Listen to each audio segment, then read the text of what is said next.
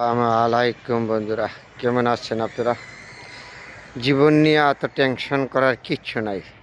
আল্লাহ যা দিয়েছে, যা করেছে মানুষের জন্য ভালোর জন্যই করেছে, কোনোটাই মঙ্গল না।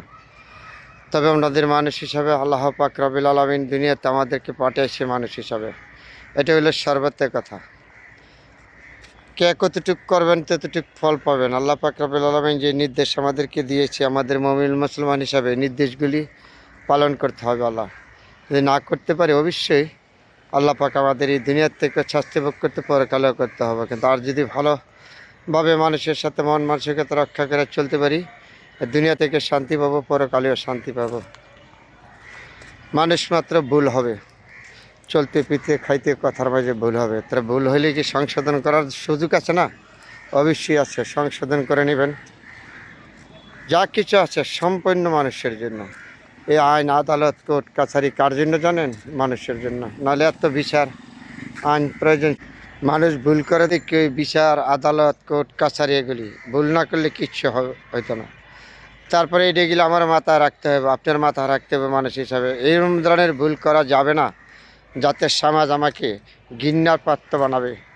এই দুনিয়াতে আমি অশান্তি ভোগ করবো, পরকালেও করবো। এগুলির থেকে আপনি আমি সবাই সতর্ক অবস্থা থাকতে হবে, তাই না? একটা কথা বলবার চাচ্ছেন আপনি কাউকে, আপনি নিজে চিন্তা করবেন কথাটা বললে কী হবে। যদি আপনার এই কথার বিনিময় তার এমন কিছু ক্ষতি হয়, তার মনে আঘাত হয়, তার পরিবারের রিজিকের আঘাত আসে, এগুলি থেকে বিরত থাকতে হবে। রিজিকের আঘাত দেওয়া হলে পৃথিবীতে সর্বত্র বড় অপরাধ।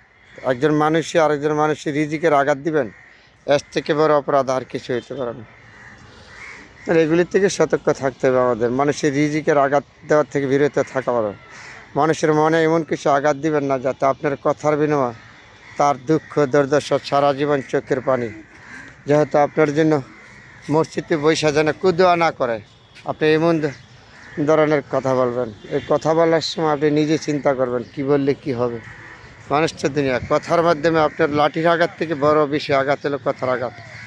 এই সমাজে আমাদের বহুত মানুষ আছে কথার মাঝে মানুষকে আঘাত করে, যে আঘাত দেয় লাঠির আঘাত থেকে বেশি আঘাত। এই সমস্ত কাজের থেকে বিরত থাকা আপনার জন্য আমার জন্য মঙ্গলজনক। কারণ এই দুনিয়াতে চিরদিন আপনার থাকবেন না, আমিও থাকবো না।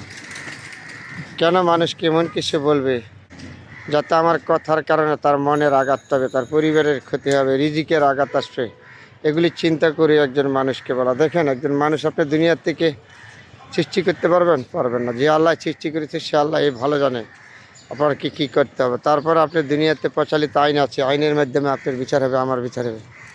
আপনি নিজে হাতে ধরে নেবেন কেন বিচার? আপনি একজন মানুষ সৃষ্টি করতে পারবেন, তৈরি করতে পারবেন না। যে আল্লাহ দিয়েছে আল্লাহ ভালো জানে, তারে আমাদের আল্লাহর নির্দেশগুলি মানতে হবে। আল্লাহ পাক রব্বুল আলামিন সবাইকে যেন সবার মতন শক্তি দেয়। আল্লাহ, আমরা মানুষ মাত্র ভুল তুমি আল্লাহ তুমি আমাদেরকে ক্ষমা করে দিও।